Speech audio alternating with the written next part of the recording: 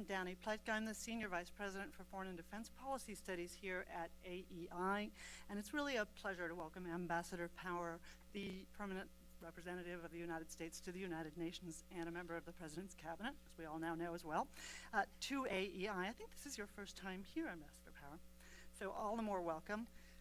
Today, Ambassador Power is going to be talking about peacekeeping, United Nations peacekeeping, and ideas for peacekeeping reform. There are 120,000 men and women who are serving in UN peacekeeping roles around the world. Increasingly, they are under threat from kidnapping and worse. Increasingly, in a lot of the world, there is no peace to keep. The United States also spends more than any other nation to support peacekeeping operations by the United Nations, and the American people may well ask whether they're getting value for their money. Ambassador Power is going to give a short talk, and then we'll sit down and continue a short conversation and open things up to the audience. Let me welcome her to the podium.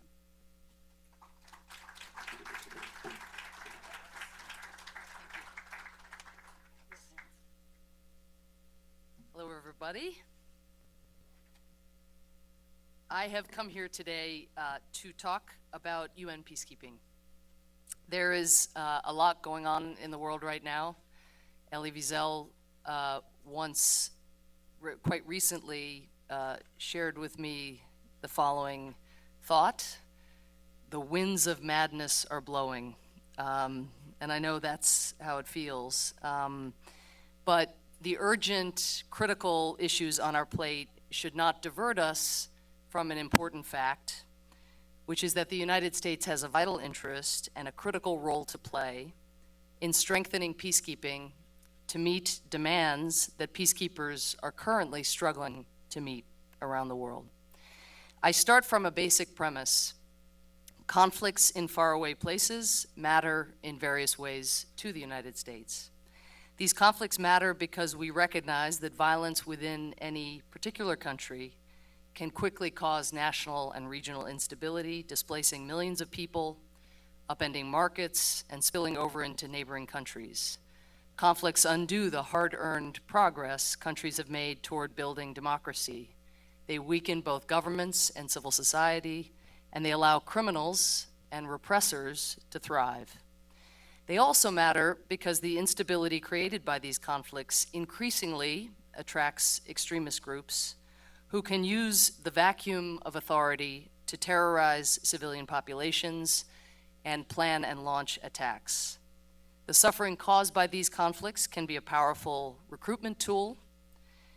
Even conflicts that are not fueled at the outset by extremist elements can attract and foster them. Or, because state authority breaks down, places of conflict can be comfortable places for extremists to hang out, unmolested. Whether it be Darfur, Mali, or the Central African Republic, we ignore these crises at our peril. Not only does curbing violent conflict make us safer, it is also consistent with what our hearts tell us is right. A number of public opinion polls have shown that large majorities of Americans support action to prevent mass atrocities from occurring in other parts of the world. We do not want to live in a world where more than 9,000 kids are recruited in less than a year to become child soldiers, as has happened recently in South Sudan. We don't want to live in a world where religious or ethnic communities who lived together for decades in harmony, such as the Muslims and Christians in the Central African Republic, learn to hate and fear and demonize one another. Neither do America's foreign policy leaders. The possible next chairs of the Senate Foreign Relations Committee and Armed Services Committees, Senators Corker and McCain, have long been strong advocates on preventing such atrocities. So have the committee's current chairs, Senators Menendez and Levin. Recognizing that our security and our values prevent us from ignoring these conflicts, the question is, what should America do to stop them? The United States has a lot that we must do right now. We have a lot on our plate. Our troops are fighting ISIL in the Middle East. They are deployed to West Africa to beat back Ebola, and they continue to serve valiantly in Afghanistan. All this even as we face substantial budget cuts. Crises from eastern Ukraine to Gaza continue to cascade on the broader foreign policy horizon. As President Obama said at West Point, America must always lead on the world stage, but we should not go it alone. Even if the United States has an interest in seeing conflict abate or civilians protected, that does not mean that U.S. forces should be doing all of the abating or the protecting. We shouldn't. It should go without saying that we cannot and we should not send the U.S. military into all of the places where conflict is burning, civilians are hurting, or extremists are lurking. Just because we have far and away the most capable military in the world does not mean we should assume risks and burdens that should be shared by the broader international community. This is where peacekeeping comes in. When conflicts in Congo, Mali, or South Sudan require boots on the ground to diffuse conflict, peacekeeping is often the best instrument we have. Peacekeeping operations ensure that other countries help shoulder the burden, both by contributing troops and sharing the financial costs of operations.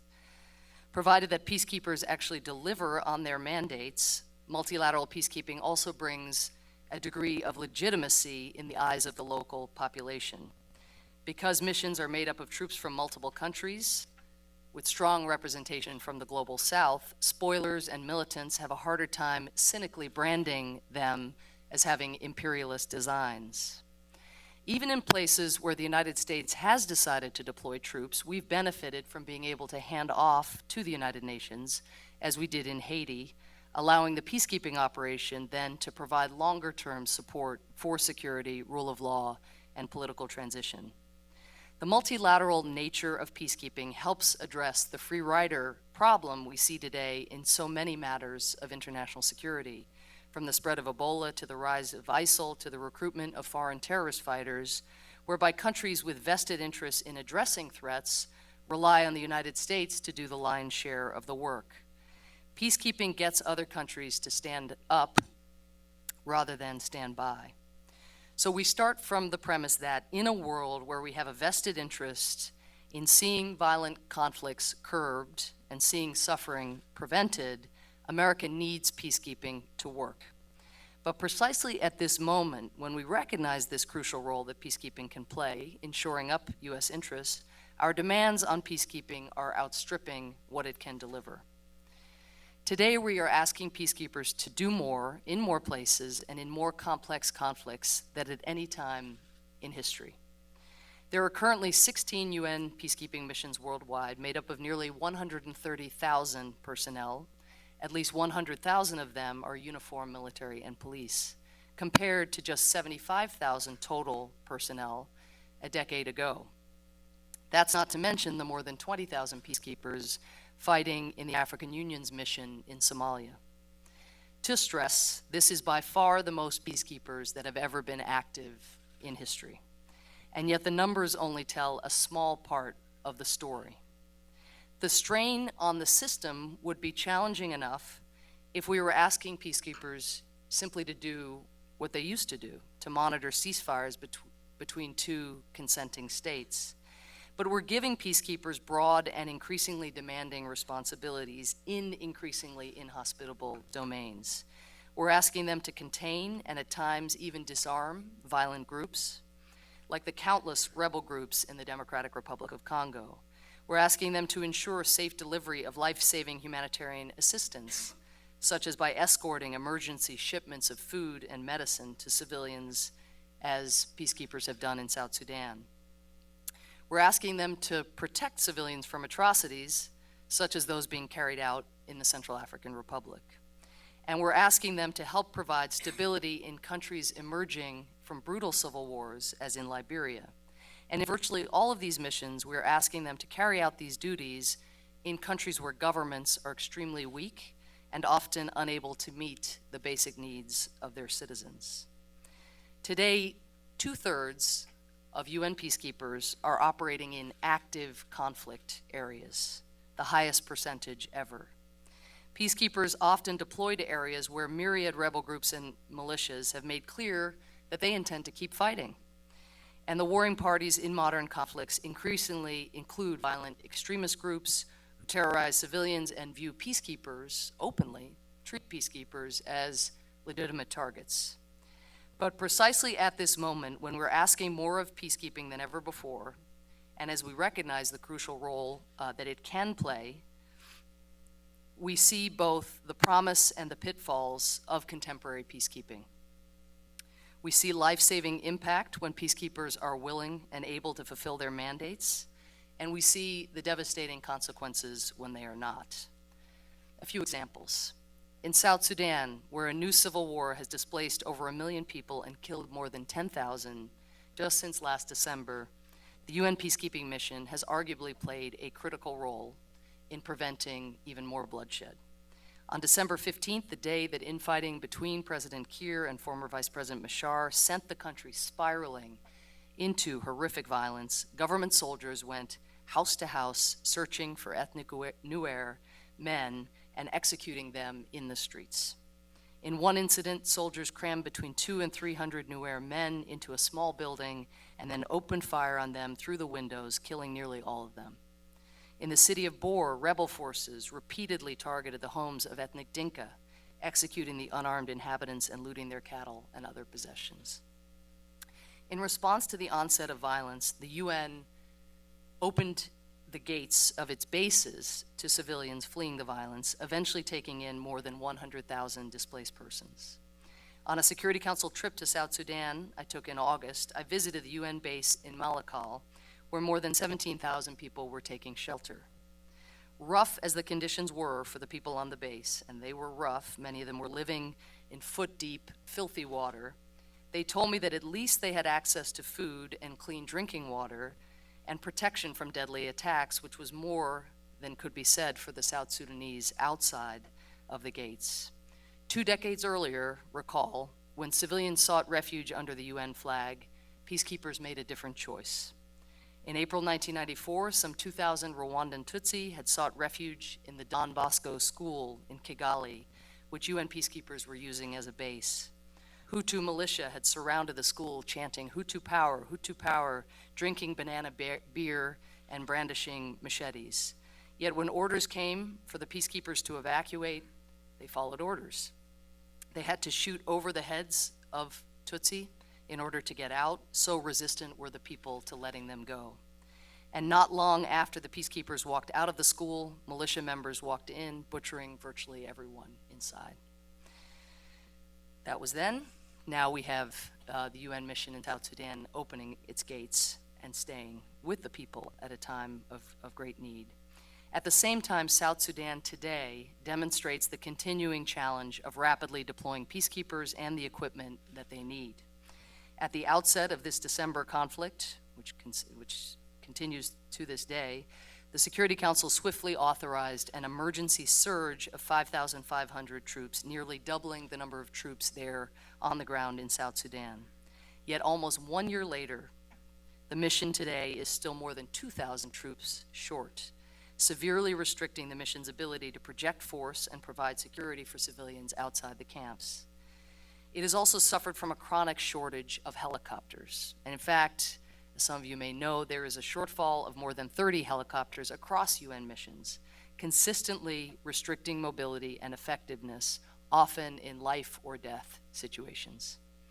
In the Democratic Republic of Congo, there is similar good news, bad news. After years of stagnancy, the UN mission there has played a really important role in the last year and a half in disarming and defeating powerful rebel groups. Alongside Congolese forces, this effort has been led by a special unit of the mission known as the Force Intervention Brigade. The Brazilian UN Force Commander, Lieutenant General Carlos Alberto dos Santos Cruz, who has been absolutely critical to a heightened emphasis on preventing atrocities. He told fellow peacekeeping commanders at a recent Security Council meeting to change their mindset and to stop reporting just what happened yesterday and instead start reporting what we did yesterday. So the accountability is for what we did in the face of what is happening. And the brigade under Dos Santos Cruz has put these convictions into action, neutralizing a number of powerful rebel groups, including the M23, which had committed unspeakable atrocities against Congolese civilians. General Santos Cruz has set an example by putting himself on the front lines of this aggressive effort, participating in patrols with his troops, and even traveling personally to the headquarters of one rebel group to tell its leader to lay down their arms or face a frontal assault. This is not your mother or your grandmother's peacekeeping. And yet, even with this singular leadership, we still see UN peacekeepers in Congo fairly routinely failing to protect civilians. On the evening of June 6th, armed assailants attacked civilians at an outdoor church service in the Congolese town of Mutarule. Many people called the nearby UN base, which was only 5 miles away. They were begging for help. In some instances, they were using the free phones that peacekeepers had provided them for just such an emergency. Yet the peacekeepers sat at their base, later claiming that they thought the local Congolese military commanders would intervene. More than 30 people were massacred, 8 of them kids. One victim was a 4-year-old boy with mental and physical disabilities who was burned to death. These are the stakes of what gets done right and what gets done wrong, or not done in this case. This incident in Congo is unfortunately not an isolated case, even though the protection of civilians has moved to the heart of contemporary mission mandates. A report by the UN's Internal Oversight Office in March found that in 507 attacks against civilians from 2010 to 2013, peacekeepers virtually never used force to protect civilians under attack. Thousands of civilians may have lost their lives as a result, and this is unacceptable.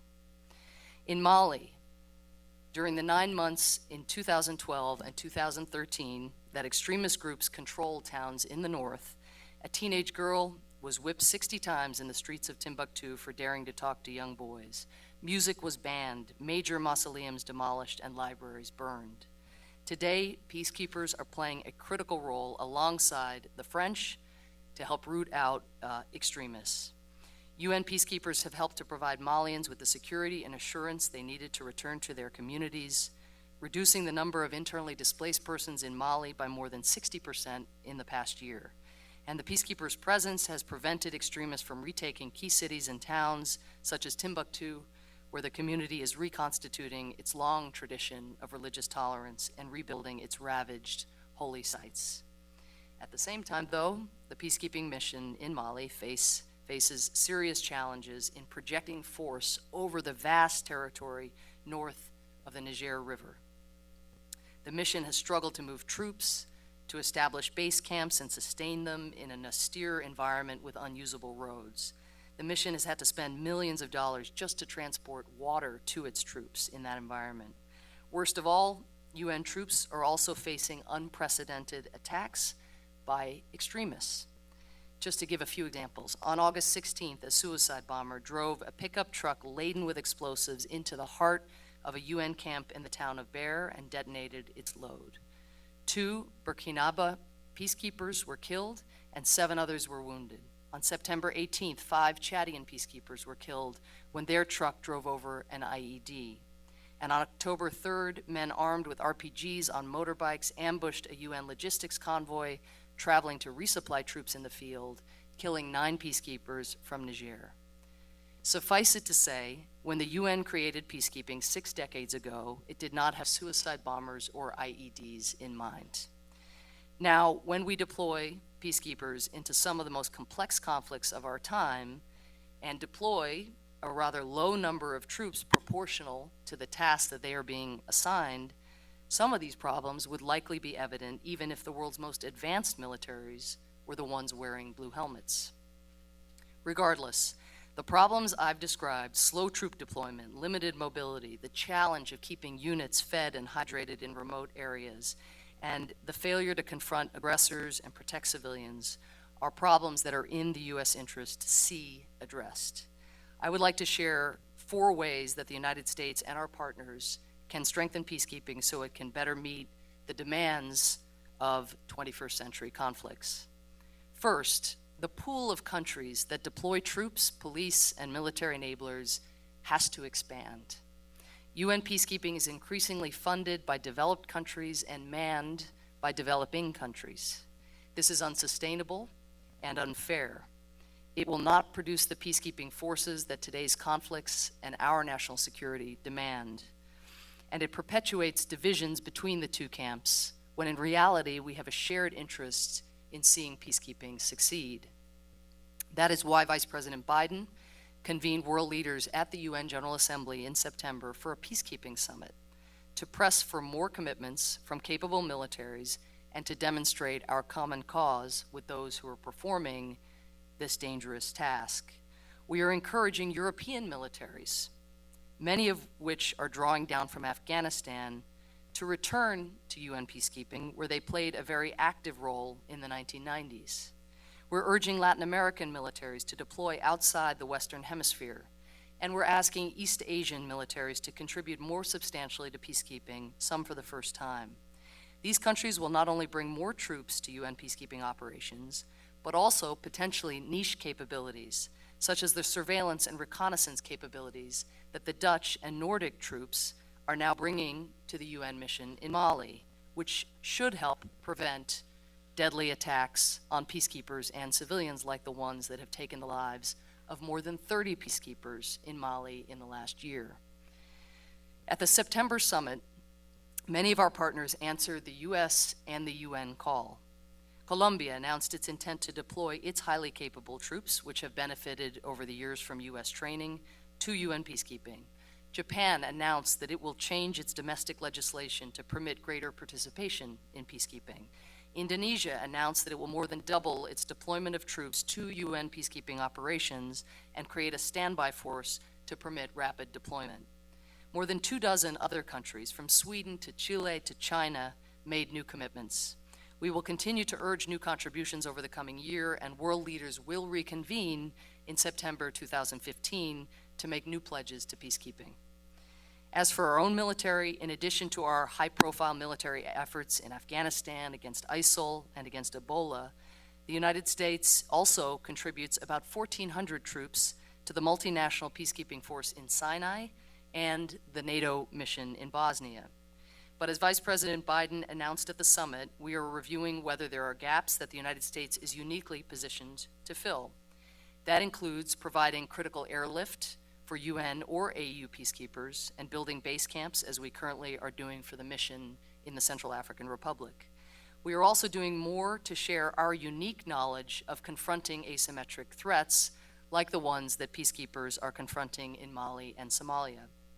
Lessons we learned through more than a decade of war in Afghanistan. And we're doing more to help peacekeeping missions make better use of advanced technology such as counter-IED equipment, which can improve peacekeepers' ability to project force and to save lives. Our second goal in this effort is to ensure that countries with the will to perform 21st century peacekeeping have the capacity they need to do so. Because African leaders see firsthand the consequences of unchecked conflicts, several have been at the forefront of embracing a new approach to peacekeeping, seeking to aggressively execute the tasks assigned to peacekeepers, and in particular, the responsibility to protect civilians. The African Union has demonstrated a commitment to building rapid response capability on the continent, and the United States is leading a coalition of international partners in support. To this end, in August, President Obama announced a new initiative at the U.S.-Africa Leaders Summit, the African Peacekeeping Rapid Response Partnership, APREP. The United States will invest $110 million each year for the next 3 to 5 years to build the capacity of a core group of 6 countries: Ethiopia, Ghana, Rwanda, Senegal, Tanzania, and Uganda. And we are hopeful that our allies in NATO and elsewhere will join this partnership to increase and deepen these capabilities. The idea is to deepen our investment in those militaries that have a track record of deploying troops to peacekeeping operations and that make a commitment to protecting civilians from violence. To give just one example, Rwanda's troops were among the first boots on the ground when conflict erupted in the Central African Republic. Rwandans understand the importance of getting peacekeeping right, having experienced the catastrophic consequences of it going terribly wrong 20 years ago. And because Rwandans robustly enforce their mission mandates, the people in countries where they serve trust them, troops from other countries who serve alongside them in UN peacekeeping see what robust peacekeeping looks like, and aggressors who would attack civilians fear them. The United States has trained hundreds of thousands of peacekeepers in the past decade through the Global Peace Operations Initiative launched under President Bush. APREP is an important supplement to that effort. Our military experts will work alongside partners like Rwanda to strengthen their institutions and capabilities so they can rapidly deploy troops when crises emerge, and so that they can supply and sustain their forces in hostile and inhospitable environments. In exchange for this support, these countries have committed to maintain the forces and the equipment necessary to undertake rapid deployment. Third, we need to build a global consensus in support of the mandates peacekeepers are being asked to undertake. The Security Council first tasked a peacekeeping mission with the responsibility to protect civilians in Sierra Leone in 1999 in the face of that brutal civil war in their country. Today, 10 missions constituting almost 98% of UN troops across the world are charged with protecting civilians. However, a number of large troop contributors openly expressed skepticism at the scope of responsibilities that the Security Council has assigned their troops. These countries cite the traditional principles of peacekeeping, operating with the consent of the parties, remaining impartial between the parties, and using limited force. This approach is understandable. Many of the countries that subscribe to this view served in some of the earliest peacekeeping missions, in which blue helmets were deployed at the invitation of warring parties to observe a ceasefire along a demarcated line, such as one between Israel and Syria or India and Pakistan. In that context, it was absolutely vital that peacekeepers had the state parties' consent, that they behaved impartially, and that they observed and reported infractions. But for more than 20 years, peacekeeping has steadily evolved, and we must question how relevant these principles remain to places like Mali and South Sudan, where peacekeepers are called on to defend peace and protect civilians. As Ethiopia's prime minister recently argued, we cannot ask extremist groups for their consent, remain impartial between legitimate governments and brutal militia, or restrict peacekeepers to using force in self-defense while mass atrocities are taking place around them. If peacekeeping is to be effective in the 21st century, we have to close the gap between the mandates the international community asks peacekeepers to undertake and their willingness to successfully execute those mandates. If we don't, it not only puts the lives of civilians and peacekeepers at risk, but undermines the credibility and legitimacy of peacekeeping everywhere. Recently, some of the largest and longest-serving troop contributors have demonstrated a willingness to tackle this issue head-on. Over the last year, Bangladesh has conducted a comprehensive internal review to craft a new peacekeeping strategy aimed at adapting to the demands of contemporary peacekeeping. It has recognized the evolution of peacekeeping and pledged to make protection of civilians an essential component of its troops' training. Meanwhile, earlier this year, Pakistan swiftly removed a sector commander who failed to deploy his troops to protect civilians under attack, and that sent a message to Pakistan's some 8,000 peacekeepers worldwide that such inaction was not condoned. Just last week, Pakistan declared at the UN that it was committed to robust peacekeeping to protect civilians. Translating these shifts in posture into unity of purpose will take time, but these are promising steps, and we will work with our partners and the UN to encourage more like them. In turn, we must take seriously and seek to remedy the troop contributing countries' understandable frustration that they lack sufficient opportunity to share with the Security Council the practical experience of their troops on the ground to taking on complex and robust mandates which put in harm's way their men and women in uniform. Fourth, we need to press the UN to make bold institutional reforms. It is easy to criticize the UN for all of the problems we see on the ground, but at the same time that we create much needed accountability for failures and for abuses, we should take note of some profound changes that the UN Secretariat has made to peacekeeping since the catastrophic failures of Rwanda and Srebrenica. From doctrinal changes that recognize the new responsibilities of peacekeepers, to better systems for the recruitment and deployment of a vast number of military, police, and civilian personnel, to improve logistics and procurement, the United Nations has made some advances. Last year, we spearheaded the effort to enact further reforms, including longer troop rotations to preserve institutional memory, financial penalties for troops who show up without the necessary equipment to perform their duties, and financial premiums for troops who are willing to accept higher risks.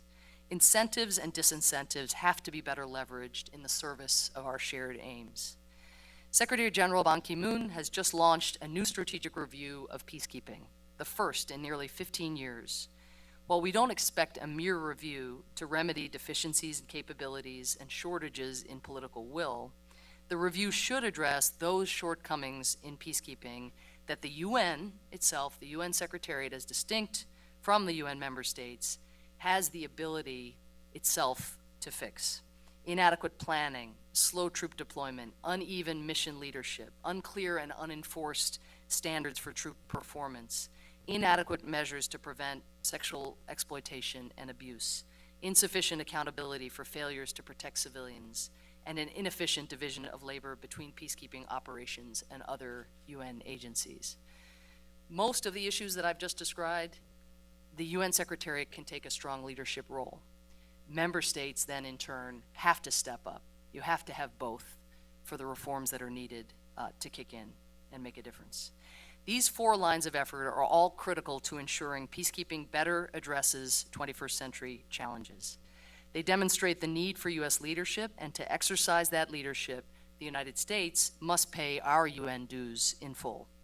I understand the frustration that many Americans feel with the United States paying a substantial share of the peacekeeping budget, and with the U.S. share rising over the past decade due to the formula that the United States negotiated back in the year 2000, which allowed our regular budget contribution share to be capped.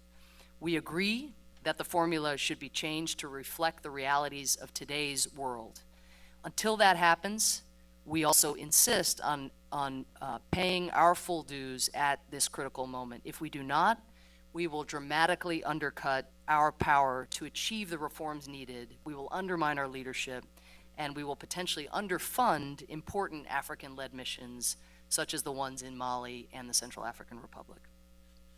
This does not mean we simply sign over a large check and look the other way. On the contrary, as stewards of taxpayer funds, over the last 6 years, we have pressed hard to improve the cost efficiency of peacekeeping and to prevent significant new costs. Through US-led reform efforts, the UN has cut the per peacekeeper costs by roughly 16%. That's 1/6 of the cost reduced through efficiencies and streamlining.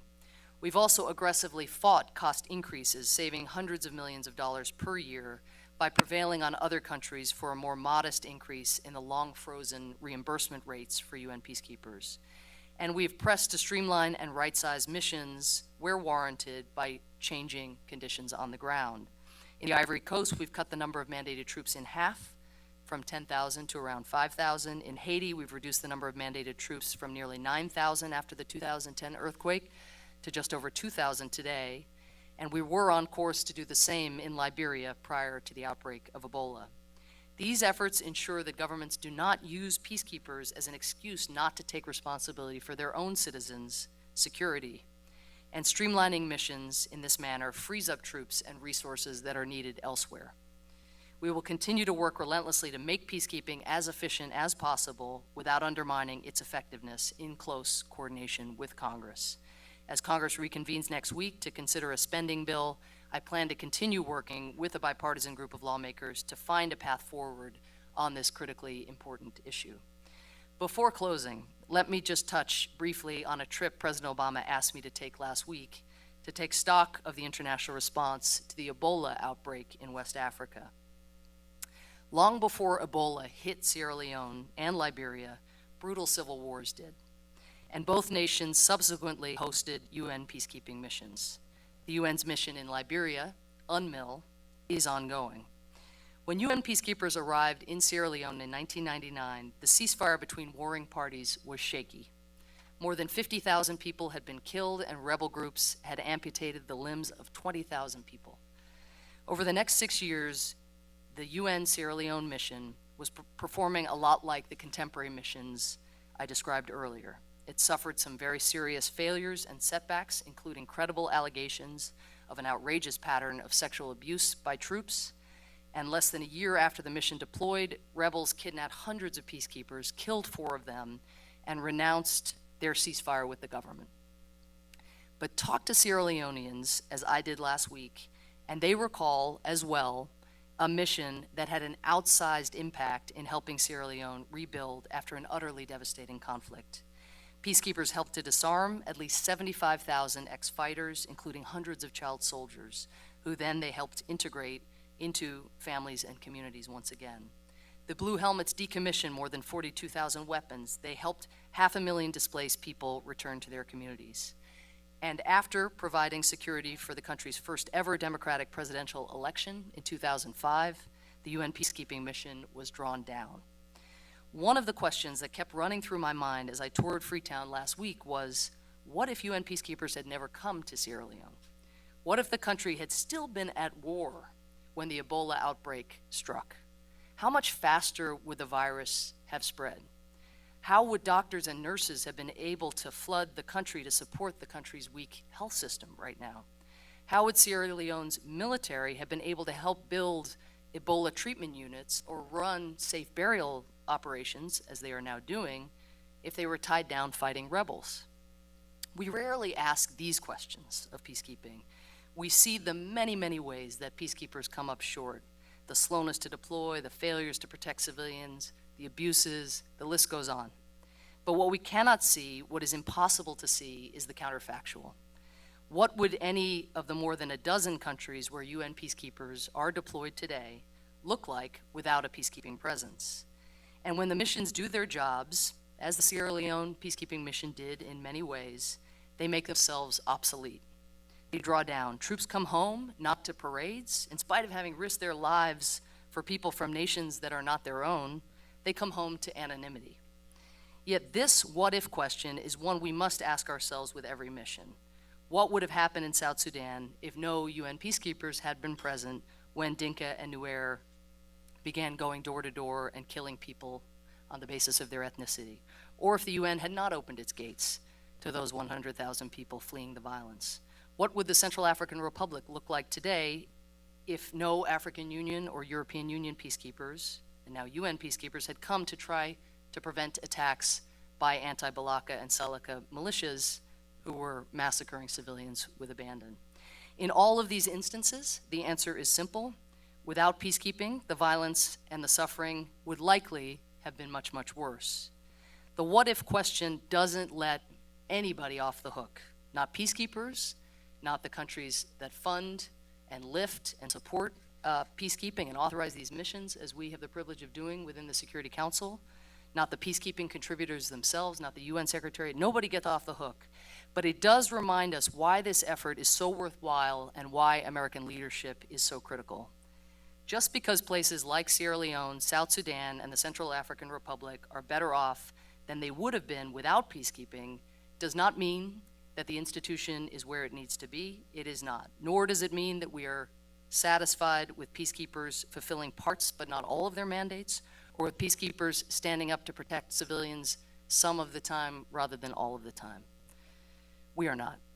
When the stakes are as high as they are, though, in these conflicts, when shortfalls can result in atrocities committed, in communities uprooted, and in entire societies being split along ethnic and religious lines, getting it right some of the time is certainly not good enough. Peacekeeping must be consistently performing and meeting our expectations. And we will keep working with our partners to bring about the kinds of reforms upon which the security of millions of people around the world may well depend. Thank you.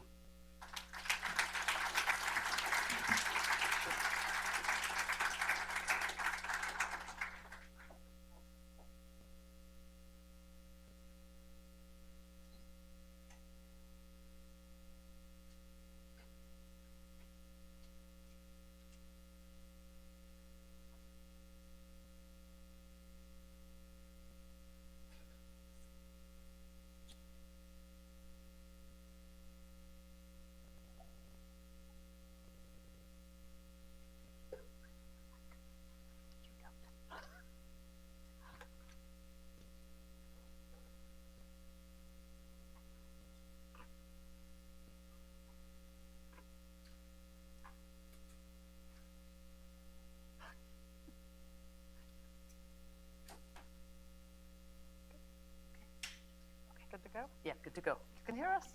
Marvelous. Ambassador, thank you very much. That was a very substantive talk, and I know we don't have a lot of time, and I want to make sure that we get at least a little bit of time for questions. So I'm going to ask, I'm going to not have any of the throat-clearing questions that we would normally have about how good you look today and how difficult your job is. You said something that was very interesting to me as a former congressional staffer, in fact, one who was there when we legislated the caps on peacekeeping. So you want... Thanks for that. You're welcome. Still think it was a good thing to do. But you want Congress to re-up that money. At the same time, the Chinese have surpassed the United States as the world's largest economy. How much are the Chinese contributing to peacekeeping? The Chinese rate the share of peacekeeping has doubled, and So the from fact 1 that point something to... it's up around 5% now. And the you same want with us the to go to Russians. 27, right? Pardon me? You want us to go to 27. No, you have old numbers. I am old. We're So sad. We're at 20. We're at 27. The share now that we are billed for is 28.4%, which means that 72.6%, 71.6% is paid by others. Others, but we're paying more. We're paying a large share, and we're getting a lot out of it. So you should have stuck with what I said before. That sounded better. That's going to be a hard case to make to Congress, don't you think? There's a lot of bipartisan support for, again, the very particular missions that are being performed. I mean, whether it's the Syria-Israel line now, which is active for the first time. It used to be just sheep that were crossing that line and had to be reported on. Now it's al-Nusra.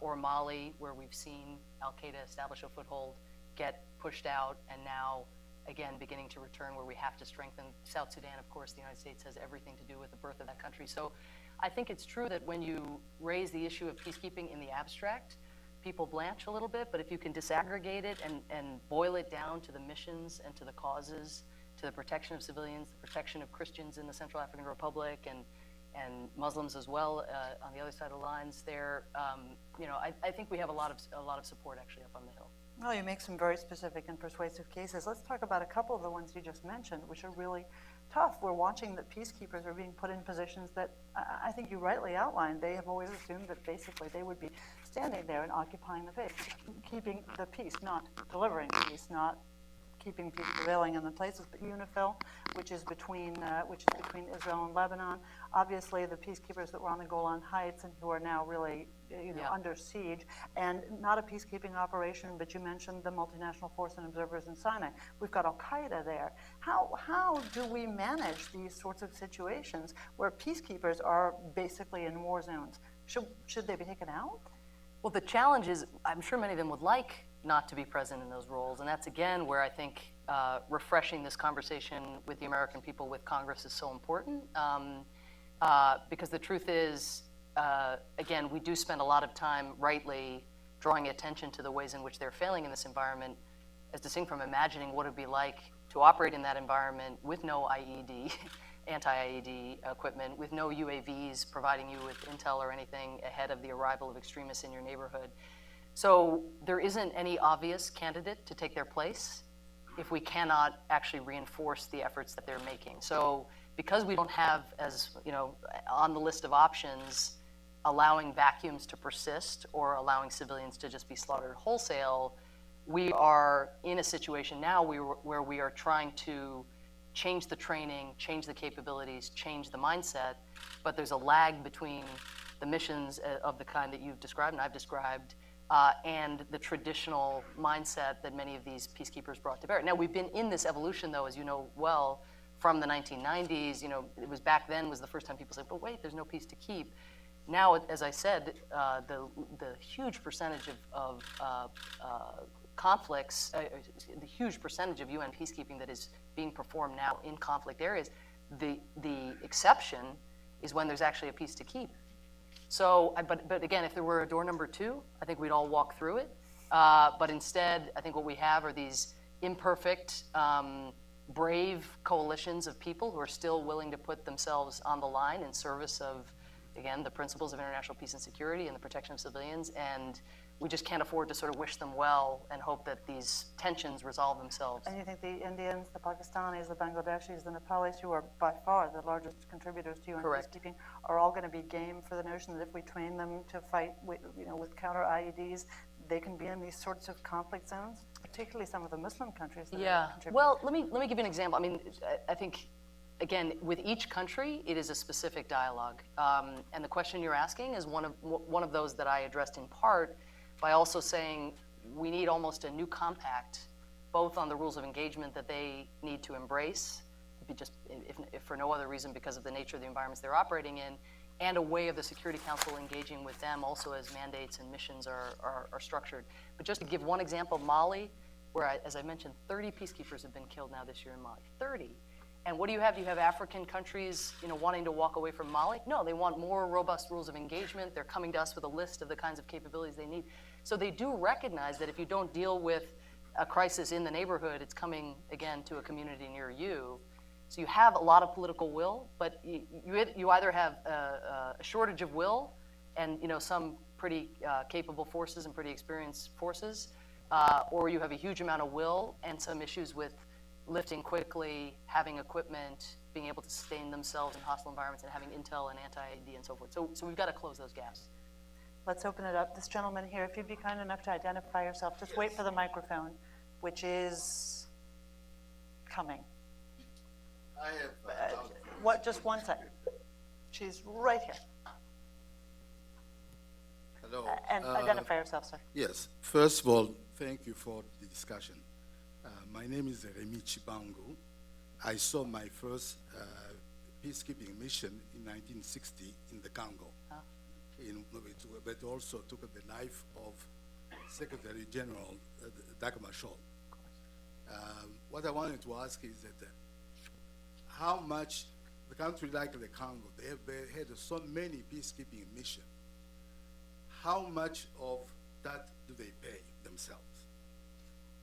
The cost. Yes, well, a country like the Congo, I think the answer would not only be nothing, but it would be also that they look to the international community to support their security forces who are operating now side by side with the peacekeepers in taking on some of these armed groups.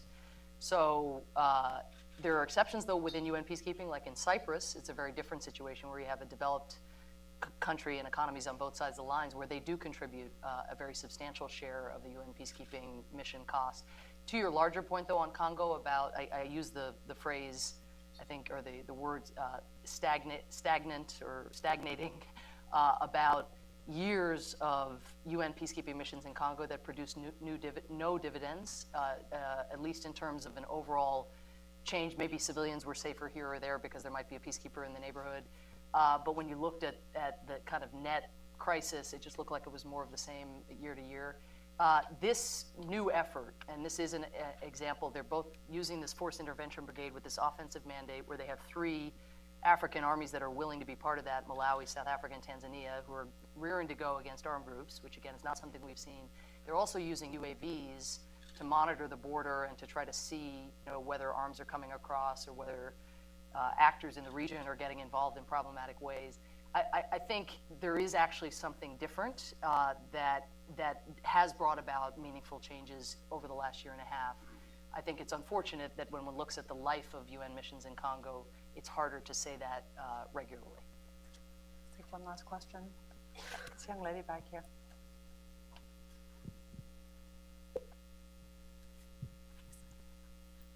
That's okay. Hi, I'm Caroline Brazil. I study peace and conflict resolution in the Great Lakes region of Africa. In recent years, we've increasingly noticed this kind of tendency for African countries to really want to consolidate peacekeeping efforts and kind of want to find larger units to deal with issues that are increasingly domestic in nature. One of the more recent pieces of evidence is the ICGLR, who kind of have these overarching protocols within security, governance, kind of et cetera, these larger themes, but we've also seen them kind of come into a conflict resolution role with their role in the Kampala talks and the recent flare-up in Congo. So I'm just wondering what your idea is, where you see the future of the ICGLR and the strengths and weaknesses within that piece of conflict resolution within the region.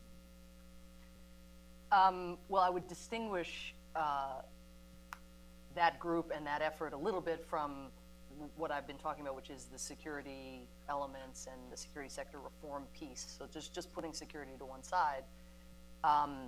What I perhaps should have said right at the beginning is, I hope it goes without saying that the political processes and the mediations and the national reconciliation that is the first order priority, of course, of international efforts. The best you're going to do with these security forces is, hold the militias at bay and potentially defang them and protect civilians. But unless you have that parallel piece at work where you're actually trying to deal with what gives rise to conflict in the first place, you're going to be just playing whack-a-mole. And that's certainly what we've seen in Congo over many, many years. So again, without getting into the kind of technical aspects of what the regional effort is seeking to achieve, I think what we have seen in parallel to these improvements and this more aggressive attitude on the part of the peacekeepers is way more regional ownership of what's actually happening inside the DRC than we've seen before. And Angola's involvement in particular, I think, is an interesting and noteworthy development. They've really stepped up, not only in that region, but also in the Central African Republic. They've also now come forward. They're one of the countries that is stepping up to provide peacekeepers that hasn't done that before under a UN umbrella. So hopefully we'll expand the pool of forces and make sure they have the training and capabilities they need.